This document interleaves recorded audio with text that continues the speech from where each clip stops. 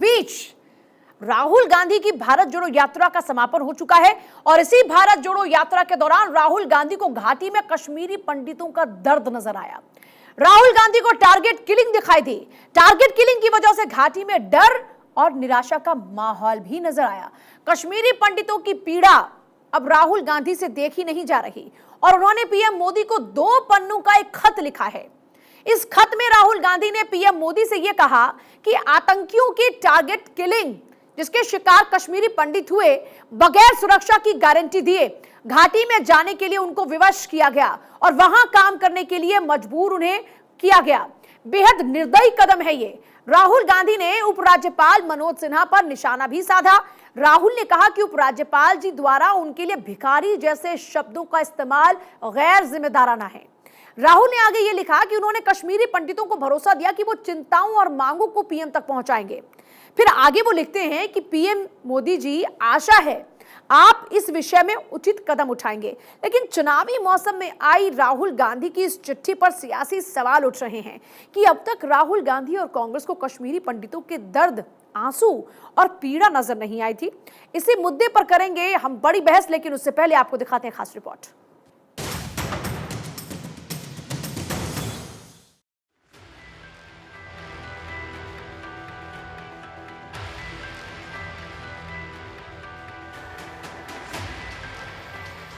राहुल गांधी ने पीएम मोदी को कश्मीरी पंडितों की समस्याओं से रूबरू कराने के लिए 1-2 पन्नों का खत लिखा है।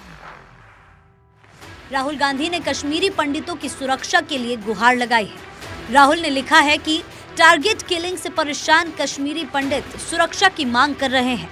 घाटी में डर और निराशा का माहौल है। कश्मीरी पंडितों को बिना सुरक्षा की गारंटी दिए घाटी में रहने और काम करने के लिए विवश किया जा रहा है। ये एक बेहद निर्दयी कदम है। राहुल गांधी ने राज्यपाल मनोज सिन्हा को टारगेट करते हुए कहा कि आज जब सरकार से हमदर्दी और अपनेपन की उम्मीद है, तब उपराज्यपाल जी द्वारा कश्मीरी पंडितों के लिए भिखारी जैसे शब्दों का प्रयोग गैर जिम्मेदाराना है। वहीं उपराज्यपाल मनोज सिन्हा ने राहुल गांधी के खत पर कटाक्ष किया है। मुझे लगता है कि मुझे इस पर कोई प्रतिक्रिया देने की जरूरत नहीं। कुछ लोग आते हैं, मनोरंजन करते हैं, चले जाते हैं, और अगर मैंने कहीं दिया होगा बयान इस तरह का तो आप लोगों के ध्यान में जरूर आया होगा। तो मैं जिम्मेदारी से बात कर सकता हूं कि किसी को मैं भिखारी नहीं कर सकता। राहुल गांधी द्वारा प्रधानमंत्री को कश्मीरी पंडितों को लेकर जो चिट्ठी है, मैं उसका स्वागत ज़रूर करता अगर मैंने राहुल गांधी को फारूक अब्दुल्ला के गले मिलते हुए ना देखा होता। वो फारूक अब्दुल्ला जो कश्मीरी पंडितों के नरसंहार के पीछे समर्थन में खड़ा था, वो फारूक अब्दुल्ला जो कश्मीरी पंडितों को मरने के लिए छोड़कर लंदन भाग गया था। मैं फारूक अब्दुल्ला की चिंता को सच मानता और कृतज्ञ रहता अगर मैंने उन्हें महबूब मुफ्ती के गले मिलते हुए ना देखा होता। वो महबूब मुफ्ती जो यासीन मलिक जैसे कुख्यात आतंकवादी के समर्थन में खड़ी होती हैं, वो यासीन मलिक जिसने अनगिनत कश्मीरी पंडितों को मारा या मरवाया। राहुल गांधी ने ट्वीट में लिखा कि प्रधानमंत्री जी, भारत जोड़ो यात्रा के दौरान कश्मीरी पंडितों के प्रतिनिधि मंडल ने मुझसे मिलकर अपने दुखद हालात बताए। आशा है आप इस विषय में उचित कदम उठाएंगे। राहुल गांधी के इस खत से सियासी बवाल आने की पूरी उम्मीद है और सवाल भी उठ रहे हैं कि क्या कश्मीर से धारा 370 हटाने वाले पीएम मोदी को कश्मीरी पंडितों की समस्याओं से और घाटी के माहौल से राहुल गांधी अवगत कराएंगे। क्या कश्मीर में चुनाव आते देख कश्मीरी पंडितों का कार्ड खेला जा रहा है? क्या कुर्सी के लिए मरहम वाली राजनीति का सहारा लिया जा रहा है? जब कश्मीर में कांग्रेस गठबंधन की सरकार थी, कांग्रेस ने कश्मीरी पंडितों की पीड़ा और दर्द को क्यों नहीं देखा, समझा, महसूस किया? तब उनके आंसू और दर्द दूर करने के लिए कोई कदम क्यों नहीं उठाए गए?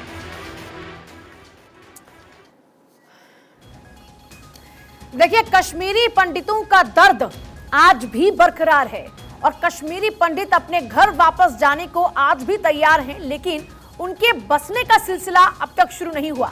इस बीच टारगेट किलिंग एक बड़ा विषय रहा और कश्मीरी पंडित अब भी सरकार की तरफ टकटकी लगाए बैठे हैं कि उन्हें उनका घर वापस मिले, उन्हें उनकी जगह, उनका मकान उनकी जो सपनों का घर उन्होंने बसाया था वो वापस मिले, ताकि वो अपनी पुरानी यादों में फिर से जी पाएं और वो भी सर उठाकर वहां जी पाएं, क्योंकि वो कश्मीर पर उनका भी हक है। लेकिन दूसरी तरफ राहुल गांधी जब भारत जोड़ो यात्रा का समापन वहां पर करते हैं, उसके बाद इस चिट्ठी ने सियासी तौर पर तूफान मचा दिया है। सवाल ये उठने लगे कि ये दर्द है बहाना, क्या मकसद राजनीति को चमकाना, टारगेट किलिंग या टारगेट पॉलिटिक्स? ये कुछ बड़े सवाल इस वक्त उठ रहे हैं। हमारे साथ में चर्चा करने के लिए बहुत ही खास मेहमानों का एक पैनल है। वकार भाटी जी हमारे साथ में कश्मीरी कार्यकर्ता हैं, धनंजय गिरी जी हमारे साथ में नेता बीजेपी, नीरज मिश्रा जी प्रवक्ता कांग्रेस, मोहम्मद अदनान मलिक हमारे साथ में नेता पीडीपी, आरती टिक्कू हमारे साथ में है कश्मीरी पंडित, सुशील पंडित हमारे साथ में है कश्मीरी कार्यकर्ता। सभी का स्वागत है। और शुरुआत मैं दरअसल बीजेपी के प्रवक्ता के साथ में करूंगी, क्योंकि धनंजय गिरी जी, राहुल गांधी अपनी चिट्ठी में ये लिखते हैं कि एलजी साहब का कश्मीरी पंडितों को भिखारी बताना ये सही नहीं है और ये गैर जिम्मेदाराना बयान है। हालांकि मनोज सिन्हा ने इसको खारिज कर दिया, उन्होंने कहा कि मैं ऐसा गैर जिम्मेदाराना बयान दे ही नहीं सकता। लेकिन फिर राहुल गांधी ऐसी बातें क्यों कर रहे हैं? राहुल गांधी ऐसी ही बातें करते हैं, इसमें नया क्या कर?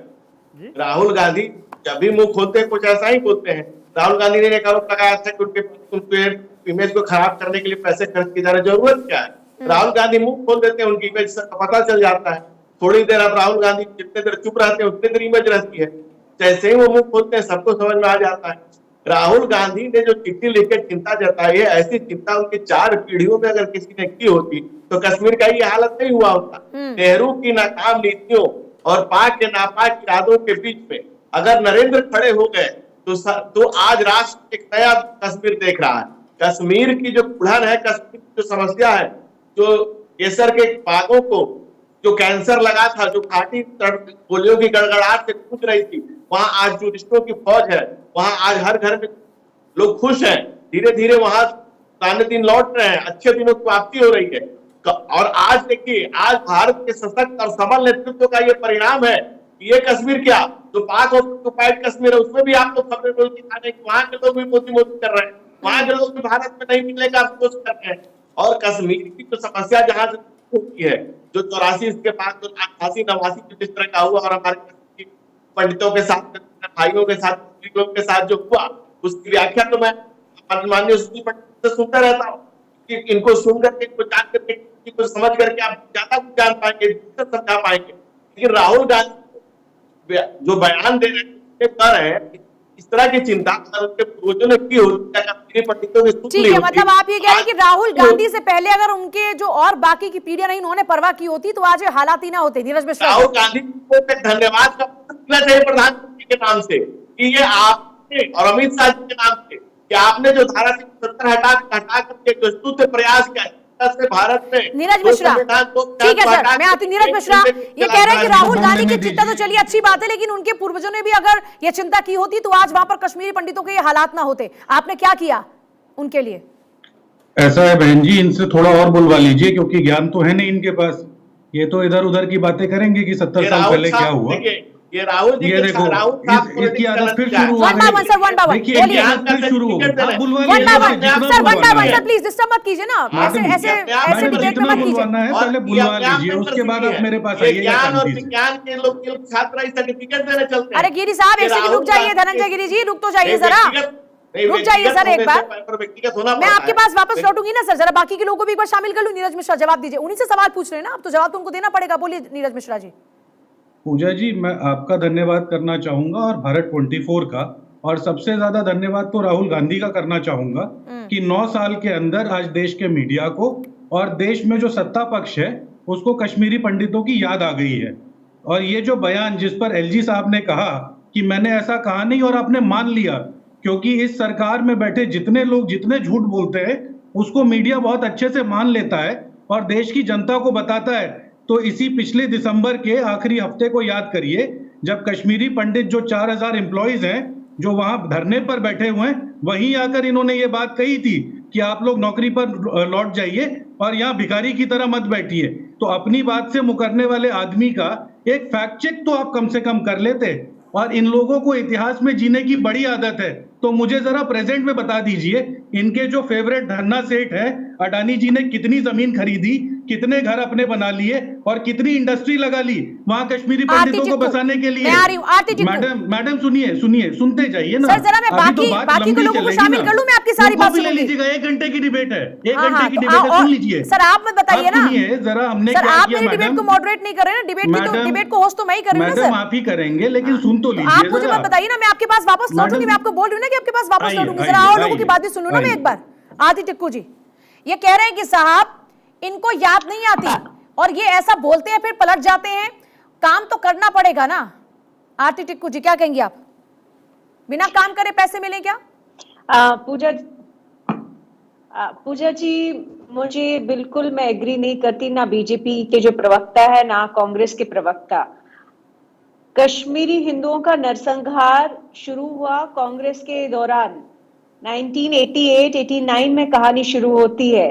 तो ये ना कहे कांग्रेस की इनका कोई लेना देना नहीं है। इन्होंने जो उस वक्त अपनी रिस्पॉन्सिबिलिटी नहीं निभाई और हम लोगों का नरसंहार होने दिया, उसका आज हम देख रहे हैं कि आज हम कहीं नहीं है, घर नहीं है, ना ही हम लोगों के सिर के ऊपर कोई छत है अभी भी।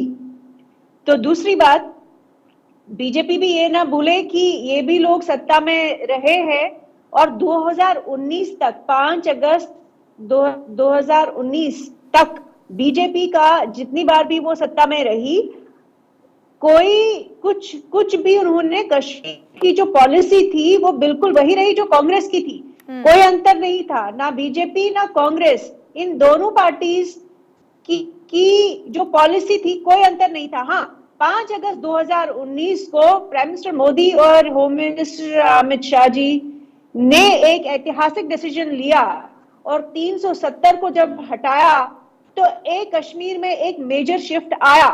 अब कश्मीरी पंडितों के नरसंहार की बात हो रही है और उनके रिटर्न रिहैबिलिटेशन की बात हो रही है। तो मैं ये बताना चाहूंगी कि राहुल गांधी अभी नए हैं इस सारी राजनीति में, कश्मीर पे पहली बार बोले हैं, कश्मीरी पंडितों पे भी पहली बार बोले हैं। तो अभी उनको बहुत समय लगेगा सीखने में, अपना इतिहास जानने का। सोनिया गांधी जी के दौरान जो कांग्रेस की दशा हुई है, सोनिया गांधी की लीडरशिप के नीचे जो कश्मीरी पंडितों का जो हाल हुआ है वो हमें मालूम है। वैसे ही ये भी कोई ये ना कहे कि बीजेपी ने बहुत झंडे उखाड़ लिए 2019 से पहले। हाँ, ये मैं मानती हूं कि प्रधानमंत्री मोदी जी और गृह मंत्री अमित शाह जी ने एक नया मैं कहूंगी फाउंडेशन रखा है कश्मीर के लिए, नए कश्मीर के लिए, जिसमें मुझे लगता है एक आशा की किरण है कि कश्मीरी हिंदू जो है। तो आप चाहते हैं कि राहुल गांधी आप लोग की आवाज उठाएं? आप चाहते हैं कि नहीं चाहते? कश्मीरी पंडित क्या ये बात चाहते हैं कि राहुल गांधी उनकी आवाज उठाएं कि ना उठाएं? लेकिन वो सही आवाज उठानी चाहिए, ये ना कहे कि पिछले 3-4 सालों में जो अच्छी चीजें हुई है, सरकार ने जो किया है उसका जिक्र भी करें। JKLF को कांग्रेस ने बैन नहीं किया। सुशील पंडित, मैं कहना चाहती हूँ JKLF को कांग्रेस ने बैन नहीं किया, जमाते इस्लामी को कांग्रेस ने बैन नहीं किया, इस सरकार ने किया है। मोदी जी और अमित शाह की जो बीजेपी है उसने किया है। मैं आपके पास वापस लौटी। सुशील पंडित हमारे साथ में है, आप बताइए, राहुल गांधी हकों की बात कर रहे हैं कश्मीरी पंडितों के, तो मैं जरा कश्मीरी पंडितों से पूछना चाहती हूँ कि राहुल गांधी की आवाज उठाने पर वो कितना खुश हैं, कितना सहमत है उनकी बात से और कितना अच्छा महसूस कर रहे हैं वो? बहुत बहुत धन्यवाद मुझे इस चर्चा में शामिल करने के लिए। आप सबको नमस्कार। देखिए, राहुल गांधी जी जो कह रहे हैं उसको अगर आप केवल एक तरफा देखें तो उसमें कोई गलत नहीं है। उन्होंने जो कहा वो सही कहा, लेकिन अगर आप उसको परिप्रेक्ष्य में देखें तो पहली बार वो अपने मुंह से कश्मीरी पंडितों के विषय में कुछ कह रहे हैं, कुछ लिख करके दे रहे हैं। आज तक इससे पहले उन्होंने कभी कुछ नहीं कहा, जबकि हमें 32 वर्ष हो गए हैं अपना निष्कासन झेलते हुए, आज तक नहीं कहा। दूसरी बड़ी विडंबना यह है कि जब वो ये ऐसा लिखते हैं, कहते हैं, उनके एक तरफ अब्दुल्ला खड़े हैं और दूसरी तरफ मुफ्ती खड़ी हैं, जो हमारे गुनहगार हैं, जिन्होंने हमारे किसी भी पीड़ित को आज तक न्याय तक नहीं दिया, कोई मुआवजा नहीं दिया एक धेले का, और कश्मीर की घाटी हिंदुओं से खाली पड़ी रही 33 वर्ष। तो उसकी प्रामाणिकता क्या है, उसकी क्रेडिबिलिटी क्या है जो वो कह रहे हैं, जो वो बोल रहे हैं? उसका ट्रैक रिकॉर्ड क्या है? तो अगर आप बिना ट्रैक रिकॉर्ड के, बिना इतिहास में जाए, बिना उनके पुरानी चुप्पी को याद दिलाए अगर ये देखें तो आपको लगेगा कि बहुत सही कहा है। केवल उतना पढ़ लें जितना उन्होंने लिखा है तो लगेगा कि इसमें गलत क्या है। लेकिन उन्होंने जो सरकारें दी हमें, उनके पिताजी ने जो हमें निजाम दिया, उनके चुने हुए कठपुतली प्रधानमंत्रियों ने जो किया हमारे साथ, उसको अगर आप नजर में रखें और फिर उनके आसपास कौन खड़े हैं इस पर ध्यान दें तो आपको लगेगा कि ये निरा नाटक है, केवल ढोंग है, पाखंड है, केवल ठीक, मैं आ रही हूं। वकार भाटी साहब, आप भी यही मानते हैं कि राहुल गांधी जो कर रहे हैं वो एक ढोंग है? जी, मैं जहां तक राहुल गांधी जी की बात है, उन्होंने चिट्ठी जो कश्मीरी पंडितों के लिए प्रधानमंत्री जी को लिखी है, बिल्कुल उन्होंने जो लिखा होगा वो वही जाने। और लेकिन मैं चाहता हूं कि राहुल गांधी जी एक चिट्ठी प्रधानमंत्री को और भी लिखें, जो इस टाइम कश्मीरी मुसलमान, कश्मीरी हिंदू, कश्मीर जम्मू का डोगरा, पीर पंजाल, चनाब वैली के जो लोगों को घरों से निकाला जा रहा है, उनकी दुकानों को तोड़ा जा रहा है, उनको बाहर निकाला जा रहा है, तो राहुल गांधी जाके खुद देख के आए हैं। जो एंटी एंक्रोचमेंट के ड्राइव के नाम पर मजलूम कश्मीरियों को, गरीबों को बाहर निकाला जा रहा है। इस सर्दी के मौसम में इस टाइम पूरा कश्मीर बंद है और कश्मीर के लोग हंगर स्ट्राइक पे हैं, प्रोटेस्ट में बाहर निकल आए हैं, तो उसके ऊपर भी राहुल गांधी जी को, एक प्रधानमंत्री जी को लेटर लिखना चाहिए। सिलेक्टिव अप्रोच है राहुल गांधी की। जी, मैं वही चीज, पॉलिटिक्स है ये कहना चाह रहे हैं। जहां कश्मीरी आज इस टाइम मुश्किल हालात में है और एलजी सुन भी नहीं रहे हैं, और एलजी कह रहे हैं कि हम गरीबों को परेशान नहीं कर रहे हैं, लेकिन उनका जो पीला पंजा है, जेसीबी रोज उन लोगों के मकानों को तोड़ रहा है। उसी के लिए हम कश्मीर से दिल्ली जंतर मंतर मंडे को हम प्रोटेस्ट कर रहे हैं, हंगर स्ट्राइक कर रहे हैं। तो मैं यहाँ सुशील पंडित जी हों या कश्मीरी जो पंडित हमारे और भाई हों या पॉलिटिकल पार्टियों के लोग हैं, हम उनको भी कहेंगे जो जम्मू कश्मीर में अंधेरगर्दी हो रही है, सरकार की गुंडागर्दी हो रही है, उसको रोकने के लिए बाहर हैं। और जो कश्मीरी पंडितों की चर्चा 30 साल से हो रही है, उनको इंसाफ मिलना चाहिए, उनके हक उनको मिलना चाहिए, ना कि बातें होनी चाहिए देश में इलेक्शन जीतने के लिए, चाहे वो भाजपा हो या फिर राहुल गांधी जी हो। ये सब की सब सियासी जमातें राजनीति करती हैं कश्मीरी पंडितों के ऊपर, कश्मीरी मुसलमानों के ऊपर, जम्मू के डोगराओं के, पंजाब के ऊपर। इस सवाल का जवाब मैं बीजेपी के प्रवक्ता से लूंगी, लेकिन इस बीच मैं अदनान साहब आपके पास आऊं। एक बार मैं कांग्रेस के प्रवक्ता के पास फिर से जाना चाह रही हूं। नीरज मिश्रा जी, यहां पर बैठे तमाम जो कश्मीरी पंडित हैं वो ये कह रहे हैं कि पीडीपी हमारे लिए दोषी है, और आप तो भारत जोड़ो यात्रा में उनसे गले मिलते हैं, फिर आप कश्मीरी पंडितों के मसीहा कैसे हुए? पूजा जी, मैंने ऐसे 4000 कश्मीरी पंडित आज वहां धरने हैं, उनमें से मैं अदनान साहब आपके पास वापस लौटूं, जरा उनकी आवाज में भी दिक्कत है, टीम जरा उसको चेकआउट कर ले। अदनान साहब मैं आपके पास वापस लौटूं। मिश्रा जी, मैडम ऐसा है कि वो जो 4000 कश्मीरी पंडित धरने पर है ना, उनमें से आपको ये 2 लोग मिले हैं यहाँ पर उनके नुमाइंदे बनाने के लिए, जो दिल्ली में बैठकर उनकी बात करते हैं। अरे 370 जब हट गई, आपके लिए राम राज्य आ गया, तो जाकर क्यों नहीं रह रहे हैं वहां पर? आप मैडम सुनिए मेरी बात, 2008 में जो कश्मीर पॉलिसी में हमने जो शिफ्ट किया ना, उसके बाद 4000 लोगों ने वहां नौकरी करना शुरू किया। आज जब इस सरकार की नाकामी और बेवकूफी की वजह से कश्मीर में रहने वाले जो 4200 कश्मीरी पंडित परिवार है, उनकी जब टारगेट किलिंग शुरू हो गई, तो उनकी आवाज उठाने को आप क्या कहते हैं? सेलेक्टिव अप्रोच है। जहां तक रही पीडीपी और एनसी की बात, अरे उनका जवाब उनका प्रवक्ता देगा, उनका जवाब कांग्रेस पार्टी का प्रवक्ता क्यों देगा? हमने अपनी जब यात्रा निकाली, हमने तो कश्मीरी पंडितों के, देखिए कश्मीरी पंडितों के हक की बात कर रहे हैं ना नीरज मिश्रा जी आप, तो वही कश्मीरी पंडित जो यहाँ पर बैठे हैं वो ये कह रहे हैं कि पीडीपी उनके लिए दोषी है, वो यासीन मलिक के साथ जाते हैं, और वही पीडीपी के साथ आप खड़े हैं भारत जोड़ो यात्रा में। इसलिए ये लोग आपसे सवाल पूछ रहे हैं कि अगर आप सच में इनके मसीहा हैं, इनके दिल की बात को समझते हैं और इनके जख्मों पर मरहम लगा रहे हैं, तो इनके जख्म देने वालों के साथ क्यों खड़े हैं आप? ये मैं नहीं पूछ रही हूँ, ये यहाँ मौजूद कश्मीरी पंडित कह रहे हैं, जिनके जिक्र आप कर रहे हैं, जिनके हकों की बात आप कर रहे हैं। पूजा जी, कांग्रेस पार्टी किसी की मसीहा तो नहीं है।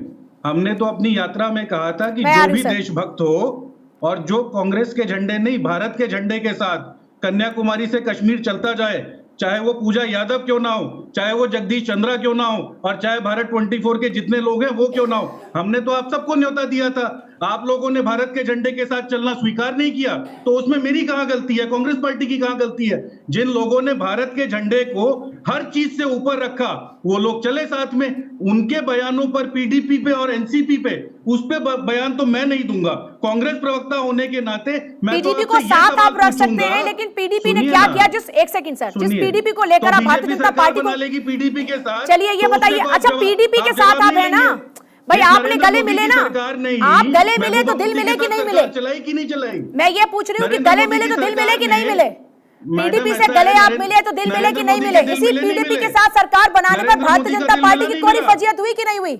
नरेंद्र मोदी का दिल मिला कि नहीं मिला? अरे मैं आपसे पूछ, मैंने जिक्र कर रही हूँ ना, मैं इसका जवाब लूंगी ना बीजेपी से, लेकिन आप अपनी पार्टी का जवाब तो दीजिए। आप जिस पीडीपी को लेकर आप भारतीय जनता पार्टी को घेरते रहे, जिससे बीजेपी की कोई फजीयत हुई, जिस पीडीपी के कारण आज उस पीडीपी को आप अपने भारत जोड़ो यात्रा में साथ लेकर चल रहे हैं, तो आप भी तो उस पर जवाब दीजिए। मैडम, हमने तो पूजा यादव को भी तो बुलाया था अपनी यात्रा में। अब पूजा यादव ने देश पूजा यादव तक न्योता नहीं पहुंचा आपकी भारत जोड़ो यात्रा का। सुनिए ना, टीवी पर रोज बैठी रहती है, सबको न्योता पहुंचा था, आपको भी टीवी के मुझे तो माध्यम नहीं से दिया मिल गया आपने था। भाई, मेरे पास तो ऐसा कुछ है तो मुझे भेज दीजिए ना, मेरी ईमेल पर ऐसा कुछ है ना, मुझे कोई ऐसा मैसेज आया ना, मुझे किसी का फोन आया कि भारत जोड़ो यात्रा में आ जाइए। देशभक्त लोगों ने उस झंडे को लेकर कश्मीर तक की यात्रा कर ली और वो लोग चल पड़े आगे, और आज आपके सामने आपने कहा कि मुझे भी आपने न्योता दिया, तो मेरे पास न्योता नहीं आया। मैं तो आपको अपना पूरा मेल दिखा सकती हूँ, मेरे पास तो ऐसा कोई मेल है नहीं, कोई संदेश आपका है नहीं। सुनिए ना मैडम सुनिए ना, मुद्दा बहुत गंभीर है। 30 साल से इसी शोर में दब गया, जो टीवी पर शोर है ना, इसी में दब गया। आपने क्या किया? ये कर लेते हैं। आपने क्या किया? बात ये कर लेते। आपने क्या किया? आपकी सरकार ने क्या किया? पंडितों को नौकरी दी। मैं आपसे बस नौकरी दी, उसके बाद 4000 नौकरी दी, उसके बाद को नौकरी दी। नौकरी दी, इस सरकार ने क्या किया? उसके बाद आपने क्या किया? उनको वहां बसाया, उनको वहां रहने दिया। इस सरकार ने 9 साल में क्या किया? उनकी टारगेट किलिंग कराई। गिरी साहब देखिए पूजा जी, सबसे बड़ी बात है कि राहुल गांधी जी की बात और राहुल गांधी जी के प्रवक्ताओं की नरेंद्र मोदी की 2004 से 14 के बीच में आपने क्या किया? सिर्फ आपने उनको वहां नौकरी दी, इसके अलावा तो कुछ नहीं किया ना आपने। क्या कश्मीरी पंडितों को घर वापस दिला पाए? क्या कश्मीरी पंडितों को घर दिला पाए? क्या मोदी की फेल्ड गवर्नेंस ने क्या किया? अरे आप मुझे पूछेंगे ना सवाल, आप मुझे जवाब दीजिए भाई। आपने तो आपसे भी तो सवाल पूछेंगे ना, आपने क्या किया? बीजेपी से सवाल पूछ रहे हैं, बीजेपी से सवाल पूछ रहे हैं, और ये कश्मीरी पंडित बैठे हैं पूछ रहे हैं कि क्या किया। वो सरकार से बोल रहे हैं, पर आप भी तो जवाब दीजिए। आपसे भी तो पूछ रहे हैं, आपसे भी तो पूछ रहे हैं।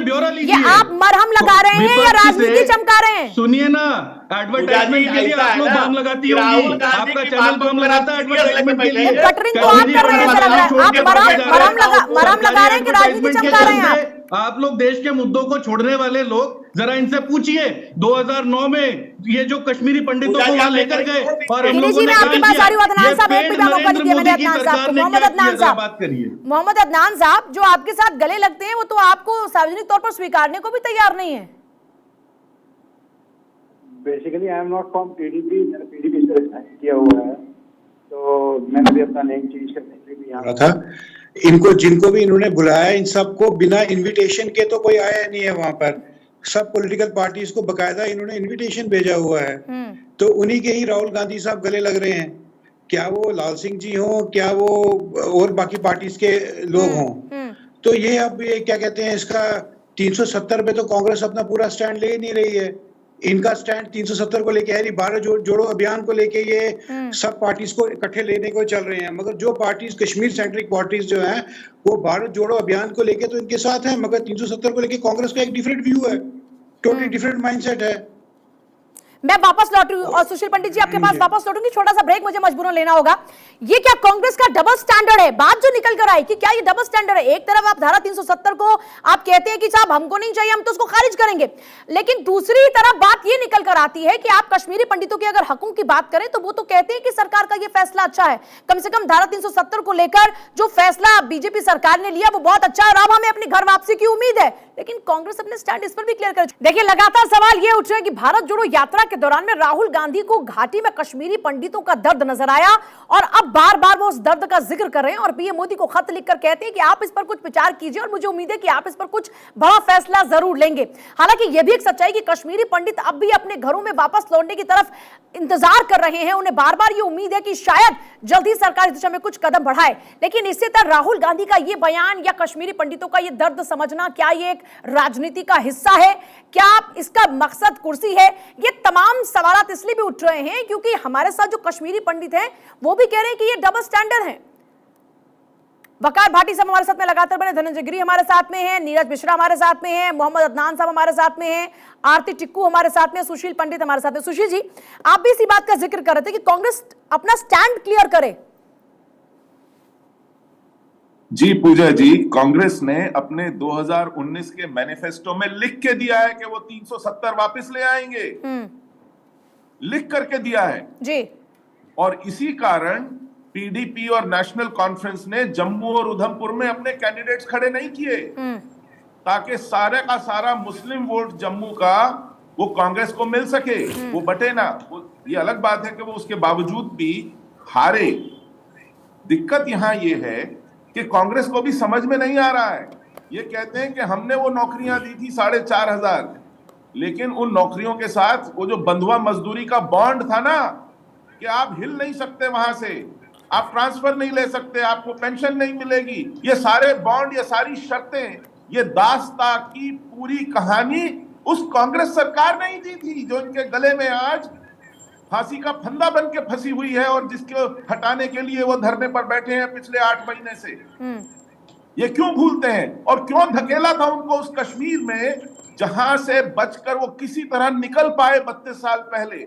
क्या इन्होंने वहां की सुरक्षा की परिस्थिति ठीक की? जवाब देंगे इस बात का। रहने लायक बनाया? मैं आती हूं सर आपके पास। परिवारों के साथ नहीं जा सके, बोले नीरज मिश्रा, अपने उन घरों में नहीं रह सके जिनको छोड़ करके आए। देखिए पूजा जी, कैंपों में रखा। 2008 में हम लोग एक पॉलिसी लेकर आए, return and rehabilitation of Kashmiris in Kashmir valley. आज ठीक है, मरने लगे उसके अंदर देखिए हमने कश्मीर के कश्मीरी पंडितों के लिए क्या क्या किया। जो कांग्रेस ने सुशील जी जरा सुन लीजिए उनकी बात। नीरज मिश्रा बोलिए।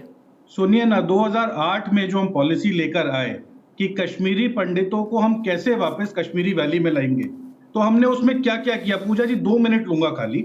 सबसे पहले हम लोगों ने उन्हें 7.5 लाख रुपए का हाउसिंग असिस्टेंस दिया जिनका घर डैमेज हो गया था। ठीक, उसके बाद 2 लाख रुपए का हमने असिस्टेंस देना शुरू किया जो घर यूज नहीं हो रहे थे उनके लिए। हम लोगों ने हाउसिंग सोसाइटीज क्रिएट की जिसके अंदर 7.5 लाख रुपए की सब्सिडी हम लोग दे रहे थे उसको बनाने के लिए। तो नहीं, मुझे ये समझ दिलवाइए, मुझे बताइए कितने कश्मीरी पंडित पहुंच गए अपने घरों में? आपकी सरकार में कितने कश्मीरी पंडितों को उनके घर पहुंचाने का आपने काम किया? 4,000। मैं ये डेटा सरकार के डेटा पर नहीं जा रही। मैडम 4,000 कश्मीरी पंडित परिवारों को गिरी साहब, मैं आपके पास आ रही हूं, उसके बाद तुरंत आपके पास। के तहत कश्मीर वैली में दोबारा से ले जाकर उनको रहने का मौका दिया। आप सुनिए ना, हम बता रहे हैं आपको 1990 में जो टोटल असिस्टेंस मिलती थी उन लोगों को वो 500 रुपए पर फैमिली मिलती थी। आप एक सेकंड, पॉलिसी आप मुझे ये जो आप डेटा सुना रहे हैं मत सुनाइए, ये मुझे डेटा मत सुनाइए। आप मुझे ये बताइए कितने कश्मीरी पंडितों को आप उनके घर पर पहुंचा पाए? आपने वहां पर सिर्फ उनके परमानेंट रहने का एक अस्थायी ठिकाना बना दिया। आपने सिर्फ यहाँ पे लोग कह रहे हैं कि आपने सिर्फ बंधुआ मजदूर बना दिए। कितने लोगों को सुरक्षित किया आपने? मुझे ये जवाब दीजिए। कितने कश्मीरी पंडितों को उनके घर पहुंचा पाए? आप मुझे इस बात का जवाब दीजिए। फिर मैं ये जवाब धनंजय गिरी से भी लूंगी क्योंकि उन्होंने भी वादा किया था कि उनको उनका घर वापस मिलेगा। मैडम सुनिए ना, मैं आपको जो स्कीम बता रहा हूँ, स्कीम के तहत 4,000 कश्मीरी पंडितों को, बोलिए आरती टिक्कू, बोलिए स्कीम ही बताते हम लोगों ने, बोलिए आरती टिक्कू, बोलिए आप। सर नीरज जी, मेरे को मेरी डिबेट को आप घुमाइए मत, डाइवर्ट मत कीजिए। बोलिए टिक्कू जी। मैडम आप तो सरकार के मिश्रा जी जो बोल रहे हैं आप सुनना चाहेंगे? आप जरा जबान को संभाल कर बात किया कीजिए। मैं सुनाती हूँ, आप जरा जबान को संभाल कर बात किया कीजिए। नहीं तो जब आपके पास कुछ ना हो तो आपने क्या ले लिया है बस मौका कि कुछ ना आपके पास कोई सवाल आपसे पूछे तो आप सरकार के हैं, आप फलाना है, ठिकाना है। अरे आप अपनी बात कीजिए। किसी के ऊपर सुनिए, किसी के ऊपर छींटाकशी कर देने से खुद का दामन पाक साफ नहीं हो जाता। दूसरों के दामन पर कीचड़ गिरा के खुद का दामन पाक साफ नहीं हो जाता। इस बात को जरा समझ लीजिए। और जरा मुझे आप उस कैटेगरी में मत रखिएगा गलती से भी। की बात मत करिए, आप मत कीजिए दर की बात। मैं आपसे मुद्दे की बात पूछ रही, मुद्दे पर क्यों नहीं आते आप? मोदी की फेल्ड सरकार, आप मुद्दे पर क्यों नहीं आते मुझे वो बताइए। अरे आप ये बेवजह की बातें मत कीजिए, मेरी आपकी बात को डाइवर्ट मत कीजिए इस तरीके से। बोलिए आती Narendra Modi as a failed prime minister. Mishra ji सुनिए, 2014 से। मिश्रा जी सुनिए, मैं बताती हूँ आपको। मिश्रा जी सुनिए, मैं बताती हूँ। मिश्रा जी मेरी बात सुनिए। बोलिए आप आती टिक्कू, बोलिए। पंडित मर रहे हैं और देख रहे हैं हम लोग। सुनिए पूजा, मैं पत्रकार हूँ और मैंने 2 दशक से भी ज्यादा जो है कश्मीर पे बिताया है, कश्मीर में पत्रकारिता भी की है। और जो ये 2008 की स्कीमों के बाद की बात कर रहे हैं कि इन्होंने जो स्कीमें बनाई वो कश्मीरी पंडितों को कितना लाभ हुआ उनसे, मैं आपके दर्शकों के लिए बताना चाहती हूँ कि मैंने ऑन ग्राउंड मैंने देखा है कि कश्मीरी पंडित किन हालात में रह रहे थे। जो ये प्राइम मिनिस्टर्स पैकेज के अंदर लोग गए थे, वो रेफ्यूजी कैंप जो 1990 में कश्मीरी पंडितों के लिए लगाए गए थे जम्मू, उससे कहीं ज्यादा बेहतर कोई सिचुएशन में नहीं थे कश्मीर में। इनको याद नहीं होगा क्योंकि ये ग्राउंड पे गए नहीं है, लेकिन मैं ग्राउंड पे मैंने काम किया है कश्मीर में। 2010 जब ये सारा खूनी कार्यक्रम चला शुरू हो गया कश्मीर में, पत्थरबाजी और ये जो मॉब वायलेंस होती थी, उसकी वजह से कश्मीरी पंडित कितना खौफजदा था और वो कितनी बार वहां से भागा, कितनी बार 2010 लगातार 2010, क्योंकि आतंकवादियों को खुली छूट थी कि वो अपने पूरे वो जो सेरेमनी होती है, मॉर्निंग सेरेमनी और फ्यूनरल सेरेमनी, उसमें हजारों की तादाद में इकट्ठे हो जाते थे, पत्थर पड़ते थे कैंप्स पे कश्मीरी पंडितों के जो कश्मीर में बनाए इन लोगों ने, जिसको ये हाउसिंग सोसाइटी बोलते हैं। वो लानत हो उस हाउसिंग सोसाइटी पे, वो कबूतर खाने बनाए जो इन्होंने कश्मीरी पंडितों के प्राइम मिनिस्टर्स पैकेज के अंदर। बोल दीजिए कि ये भी सरकार की पपेट होगी, क्योंकि आपके पास कुछ और बोलने का ना हो तो आपके पास यही कहने का तरीका है बस। पत्थर पड़ते थे कश्मीरी पंडितों पे, वो निकल नहीं पाते थे कश्मीरी औरतें। के बाद फिर सरकार ने वो क्या किया? कश्मीरी वकार भाटी साहब बोलिए, बिंदी लगा के इनको खामोश कराइए, मैं बीच नहीं बोलता हूँ किसी का। बोलिए वकार भाटी साहब, एक सेकंड जरा रुकिए, बोलिए वकार भाटी साहब। पहली बात, मैं एक बात तो क्लियर कर देना चाहता हूँ। पॉलिटिकल जमातें 1990 से लेके आज दिन तक 2023 हो चुका है, और जम्मू कश्मीर के हमेशा कश्मीरी पंडितों की बातें हुई हैं, उनके हक की बातें हुई हैं, उनके साथ जो गलत हुआ बिल्कुल उसकी मजम्मत होनी चाहिए और आगे भी होनी चाहिए और उनको इंसाफ मिलना चाहिए। लेकिन मैं आज दिन तक हैरान हूँ भारत के मीडिया से भी और तमाम भारत की पॉलिटिकल जमातें हों या जम्मू कश्मीर की पॉलिटिकल जमातें हों कि हज़ारों मुसलमानों को आपने मार दिया है, हज़ारों मुसलमानों के मरने का कब्रिस्तान भरे हुए हैं, जेलों में भरे हुए हैं मुसलमान। लेकिन एक भी सुनिए मैम,